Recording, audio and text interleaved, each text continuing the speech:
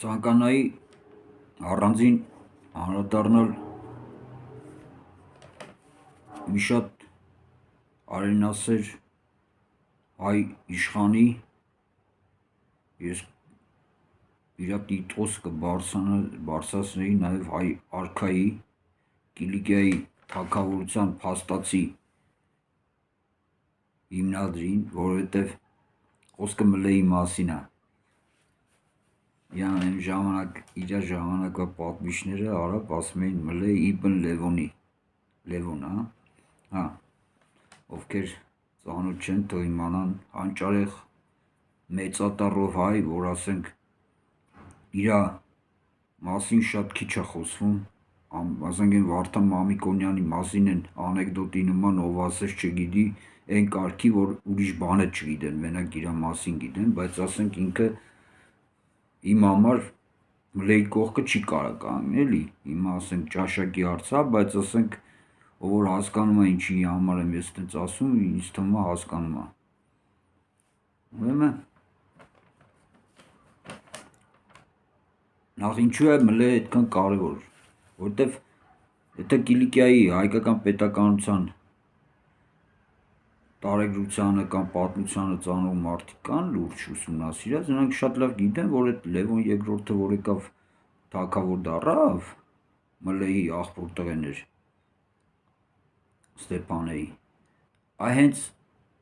Մլեհը սաղ սարքեց, պարզապես իրան վերջի պահին սպանեցին, ասենք Մլեհը պետք է լիներ Կիլիկիայի թագավորության ու ճիշտ էլ կլներ, որ ինքը լիներ Կիլիկիայի հայոց թագավորության առաջի արքան պետք է լիներ Մլեհը առաջինը պետք է լիներ, բայց հայերը, այն հայ եկեղեցիականներն ու այդ արևմտամետ, ոնց որ հիմա ռուսահապատակ, այն վաղտ էլ արևմտամետ բաներ կային, իշխաններ կային, հունահապատակ բան, ֆրանկասեր, դրանց տենց էին ասում, հիմնականում այդ բանի կողմ, այդ Հեթումյաններն ու Լուսինյաններն էին, էլի, այն արևմուտքի կողմի, ով գիտի Կիլիկիայի տարածքն ու ասենք որտեղ ինչ իշխաններ կային, դրանք մարդուն սպանեցին, մայրաքաղաքը, որ ասենք հեսա պետք է մայրը, Սիսում սպանեցին քնած ժամանակ կեղտոտ շամպես մտան այդ մարդուն քնած տեղը սպանին, այն մարդուն, որ հայկական պետականություն էր սարքի արդեն, փաստացի արդեն թագավոր էր, պարզապես սպանեցին, ու այդ տերտերներին ոչ մեկ չի քննադատել, այդ որ հիմիկվա այս բանին իրա ինչ են ասում այդ կաթողիկոսը, այդ որ իրա երթումը խախտել է, ինչ են ասում, երթզանց են ասում, ինչ են ասում, այդ իրա սաննա պղտորել, ինչ արել, այդ որ դրան հիմա որ կանչում են դատարան կամ ինչ որ բան են անում, ասում է վայ, էլ ոնց կլներ KGB-ի շպիոններին բան են ասում, ասեմ սև խալաթը հագին իրան է դրել է սուպկույս Մայրամի տեղը ու տենց վռոձի բան էլի հայ եկեղեցուն է կպնում, ոնց, այդ եկեղեցին փաստացի հայոց թագավորությունը վերականգնած մարդու սպանեցին ու դրա համար եկեղեցին ներողություն չի խնդրել, այդ ով պետք է խնդրի այդ ներողությունը, հիմա կամ պետք է Եշմիածինը խնդրի, կամ է պետք է այդ բաները, այն մեկի անունի չեն, որ Կիլիկիա տան բան են, կաթողիկոս կա, կամ էլ դրանք պետք է խնդրեն, ի չեն խնդրել, այդ ոնց է Ռոմի պապը այդ վառելու համար խնդրել է, դրանք թագավոր սպանելու համար չեն խնդրել, այդ հարցը պետք է դրվի, հիմա բայց մենք խոսում ենք Մլեի մասին, ուրեմն Մլեի մասին, Մլեի իշխանի մասին, քանի որ առանձնապես իրան այդքան չէին սիրում, ուրեմն ծննդյան թվականը հստակ հայտնի չի, 1115-ից 1120 թվականներն, հստակ չի էլի, ու մինչև ապրել է 1175 թիվ, սպանելու թիվը հստակ է երբ են սպանել,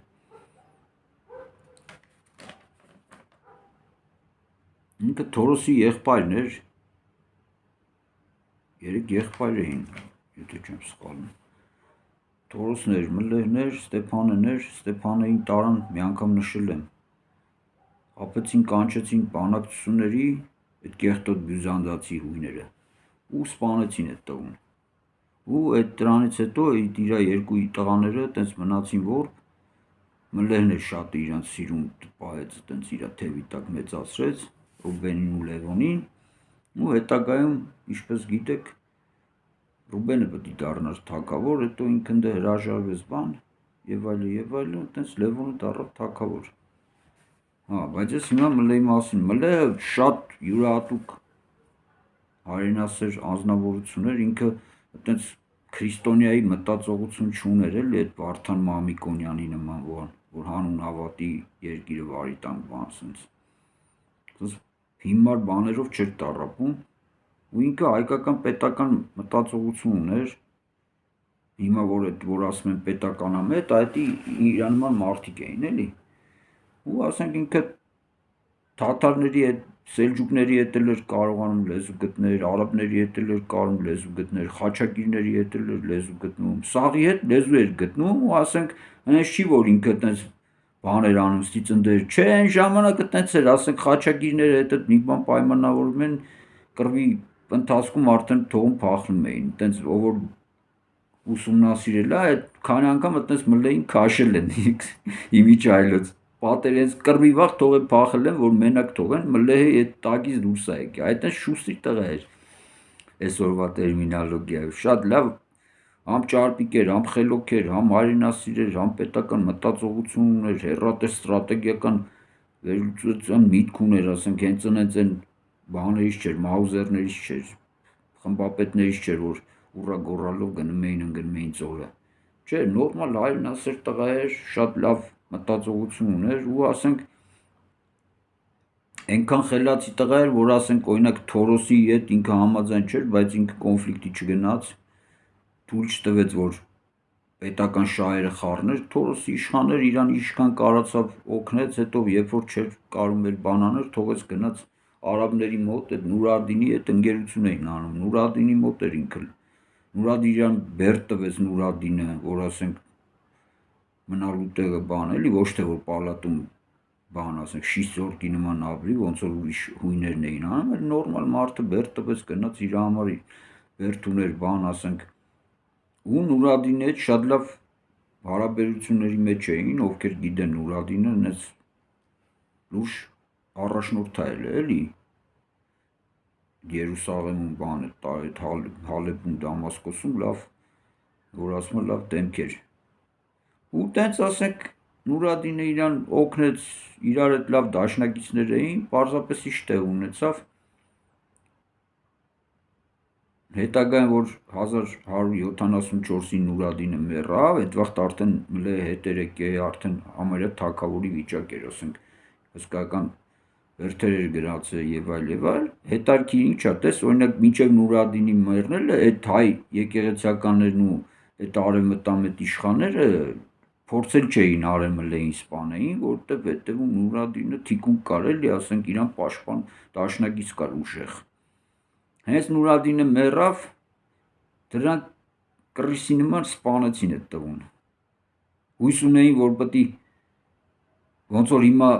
ռուսական սապոկը լպստողներն են մոդա, այն վաղտել բան էր։ Հունական սանդալ լպստողներն էին էլի։ Ես որ միշտ ասեմ խեմ ասում այդ ղազական սիստեմը, այդ խարջահավաքների սիստեմը, այ Կիլիկիայի մեջ նույն պատմություններ են կարգի, որ իրանց պետությունը հզորացած անատին տվեցին, սպանեցին, գիշերով շան նման կռիսները քնած տեղ այդ տղուն սպանեցին, պիղծ շները անիծված լինեն, որ ինչա որ հույների սանդալն էլ լպստեն, այն էլ չկարացան, որովհետև ասենք Լևոնին իր թևի տակ պահե մեծացրել էր Ռուբենին, Մլեհ իր երեխեքի նման էր պահե, պետական մտածողությունը սրսկել էր, կարացել էր այդ բանաները տվեն էլի իրոք։ Ու արդեն այն կարգեր հաջողել, որ ասենք իր մեռնելուց հետո Լևոնը արդեն քան տարեկան էր, 15-16 տարեկան էին, ինչ էին, արդեն կարացան էլի պահեն պետությունը։ Կոնկրետ տարիքը կարող է մի քիչ էսյան լինի։ Հիմա ամեն դեպքում ժողովուրդ ջան, խեմ սենց վրթոված ասենք այդ տերականների կամ այդ հպատակների հետ ղազերի վրա, որովհետև այդ մարդը պետություն ստա, պատկերացրեք ուրեմն ստե Ուրեմն 70 թվականին, որ ասենք Թորոսը մահացավ, եկավ Անտիոքի զորքերը ջարդեց, հաղթեց Անտիոքում, հետո հելա վերևը սելջուկների հետ կռիվ արեց, ընդ իրանք ուզում էին ատամ գցեին հայկական հողեր վեկալ, սելջուկներին էլ ջարդեց, մտավ Սիսը գրավեց, հետո Սիսը դարձեց բան էլի, Գահանիսկ քաղաք իշխանանից, Մամեստան գրավեց, Տարսոնը գրավեց, Անավարզան գրավեց, Անտիոքը գրավեց, սաղ գրավեց, արդեն ովքեր գիտեն այդ արևմտյան այդ հունասերներին էլ այդ սանձերը քաշեց գային, այդ իրեն ժնջիլը կպցեց, որ չփախնեն հույների մոտ, այսինքն նորմալ Կիլիկիայի տարածքները լենացրած, որ Թորոսի ժամանակ այդպես տարածքներ, մարդը սաղ գրավեց, 1170-ին Սիսը գրավեց, 1171-ին հերթականություն կա էլի, Անավարզան գրավեց, 1172-ին Մամեստան գրավեց, 1173-ին Անտիոքում Արշավան կարեց, ընտրանց ջարդեց, նույն 73 թվականին բյուզանդացիների ձեռքում գտնվող բերդերը ազատեց, ջարդեց դրանց, այդ բերդերը սա գրավեց, դարձեց հայկական, հասկանում եք, այդ տղեն, սա ասենք բան էր արել, ու զորքն էլ նայեք ոնց էր, հայկական այրուձին էդ են բանն են էլի, էդ ծանր այրուձի, որ ասում են, ասպետական չէ, ասենք բաներ էլի, դրանք հզոր ուժ է էլի, ու հետագայում Եվրոպայում է դրանք կերասիրներն էին, կամ ասենք էդ ինչ են ասում, կատաֆրակտի են ասում, ինչ են ասում այդ պարսիկների մոտ, այդ արևելյան աշխարհում, նույն բանն է էլի, ծանր այրուձի է հայկական այր, ուրեմն 2-ից 4000 հայկական այրուձիներ, 2000-ից 4000, բացի դրանից թուրքմեններից վարձու հեծելազոր էր պահում, մի 1500-ից էլ 3000-ի սահմաններում, այսինքն թուրքմենները ծառայում էին հայկական պետականությունը, որովհետև մլեհը կարմեր է դարձել լուծել, ասենք ուրիշներին չէին ծառայում, իրան էին ծառայում, պատկերացնում եք, մենակ հայերը չէին ծառայում դրանց, իրանք էլ են մեզի ծառայել, հետ եմ ուզում ասեմ, որ այդ բարդույթից հայերը դուրս գան էլի, որ պետք է մենակ հայերը գնան արաբին թուրքին ծառայեն, չէ, թուրքմենները ծառայել են հայերին, որովհետև հարգել են, բացի դրանից հետևակ ու բերդապահներ 5000-ից 8000 հետևակ զորք ու բերդապահներ, ընդհանուր 10-ից 15000 զորք ուներ էլի, տենց ասած, մշտականը որ գումարում ես, պետք է իր թագավորության համար շատ չէ, բայց քիչ է չէր, ինքը ասենք ուժեղ էր էլի, սաղի հարցեր կարող են լուծել ու ասենք որտեղ էր որ կռվեր պետք չի, եթե հարցն առանց կռվի էր լուծում։ Ու այդ մլն իշխանին, որ ինքը այդ ամեն ինչ շատ լավ արեց, կազմակերպեց ու արդեն պետք է թագավոր դառնար, այդտենց ստորաբար սպանեցին ու պատմության էջերից էլ ինչքան կարացին ջնջեցին, երևի թե չեն կարացել ջնջեն, որովհետև ասենք արաբական աղբյուրներ կան, ուրիշ աղբյուրներ կան, էլի գրել են մնացել է, բախտերս բերել է, էլի, որովհետև հայկական այդ եկեղեցու գրած պատմության գրքերի մեջ իր մասին մենակ վատ բաներ է գրած, ոնց որ պապի մասին են շարարել, նույն ձևի մլեի մասին, էլի, որ սատանայա բան եսի, դևերի հետ բան, չար կեղտոտ իսկան լկտի այդ եկեղեցիական ստոր շարերը ինչքան կա վրեքը արել են, էլի, իսկ արաբական աղբյուրները գովում են մարդուն, որովհետև ասում մարդը դիվանագետ է էլ է, ասենք, որտեղ պետք է կռվել է, կարգին տղա է էլի, դրա համար ասենց թեկուզ ասենց իմ ձևով, բայց ես պետք է շատ հաղորդում կոչ եմ անում, այդ բլոգերներ կան բան, մլեի մասին, թող շատ գտնեն, շատ աղբյուրներ, թող սիրուն նկարներ սարքեն, այդ ChatGPT-ով բան, թող այդ բան անեն, ագիտացիա անեն, որտեղ ասենք այդ հայկական կիլիկյան թագավորների մեջը սաղ օրը քնում մլնում են հետումի մասին են խոսում, են որ ոտով գնաց ասավ մոնղոլների մոտ, սաղ օր դրա մասին են խոսում, բայց ասենք այդ մոնղոլներին էլ ես դրա մասին չեմ ուզում անդրադառնալ,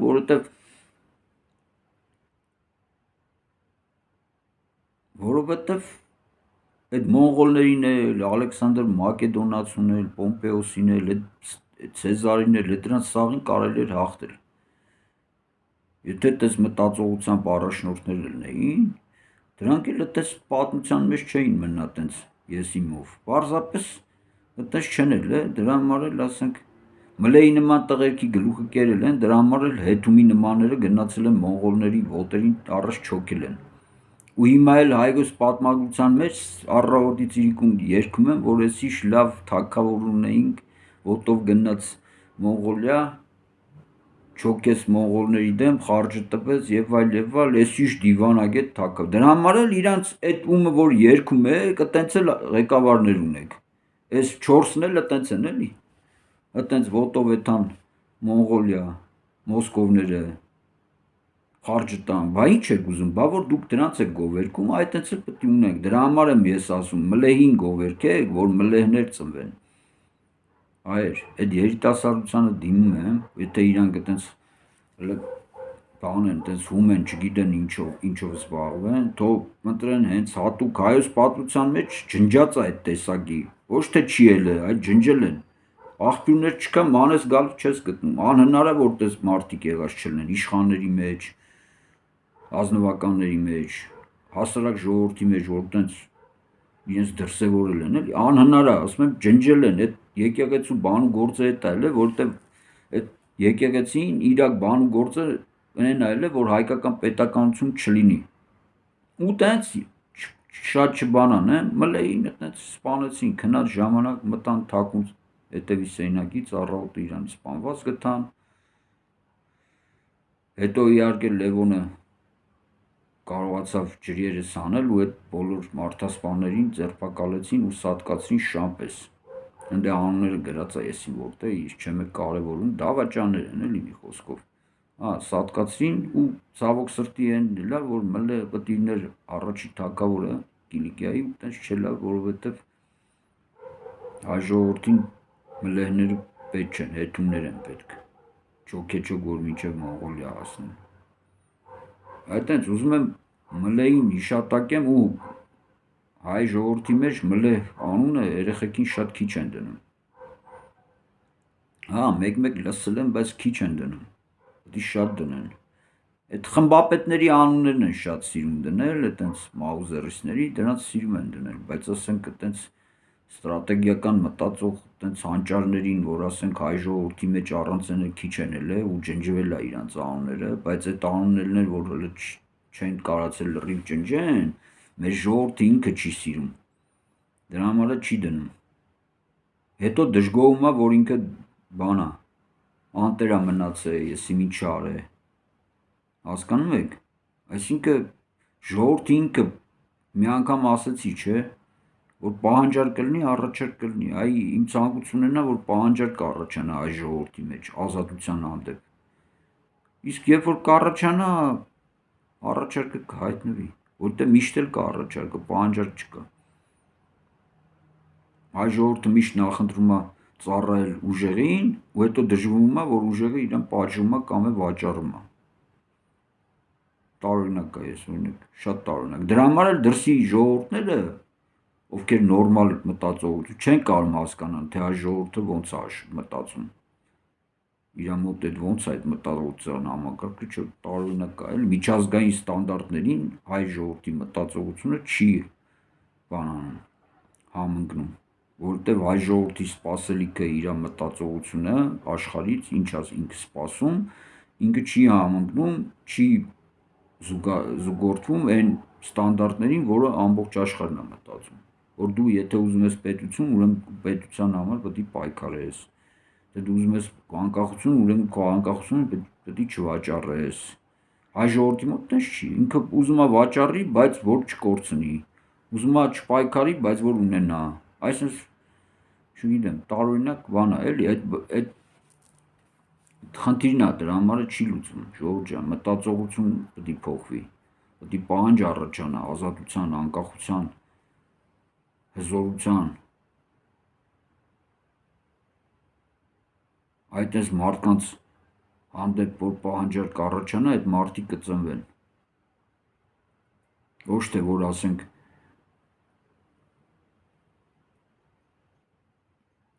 ծնվեն մարդիկ, ովքեր ամեն ինչ ծախում են ու ժողովուրդն էլ դա նորմալ է համարում։ Հիշեք Մլեհին, մի մոռացեք ժողովուրդ ջան, Մլեհ իշխանը ցավոք որպես արքա չմնաց, բայց ես իրան համարում եմ Կիլիկիայի առաջի արքան, որ կարար ինքը լիներ ու իմ համար ինքն է Կիլիկիայի առաջի արքան։ Չմոռանաք Մլեհին, ժողովուրդ ջան, երեխեքը թող հիշեն, թող գնան, հետաքրքրվեն, ուսումնասիրեն, կարող է ես 1000 բան չասեցի, բաց թողեցի, լրացրեք, պրոպագանդեք, անուններ դրեք, մի մոռացեք, էդի հանճար է եղել, այդ մարդը հանճար է եղել, ժողովուրդ ջան, մի մոռացեք Մլեհին։ Այսքանով ավարտեմ Մլեհի մասին, թող մնա, գոնե մի բան էլ ես ասեմ, այսպես ասած, լավ ելեք։